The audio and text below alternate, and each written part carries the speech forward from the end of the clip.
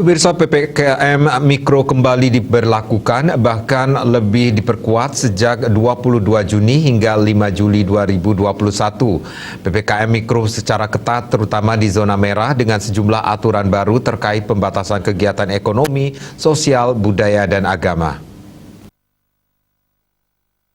Akademisi UNHI Putu Krishna Adwitya Sanjaya mengatakan varian baru COVID-19 muncul lagi dengan efek-efek tambahan. Pemerintah mengambil kebijakan PPKM Mikro untuk mengendalikan COVID-19 varian baru ini. Tetapi PPKM Mikro dipastikan berdampak secara sosial ekonomi. Misalnya dengan adanya pembatasan jam operasional usaha atau bisnis dan juga kapasitas customer atau pengunjung tentu akan mengurangi skala pendapatan usaha.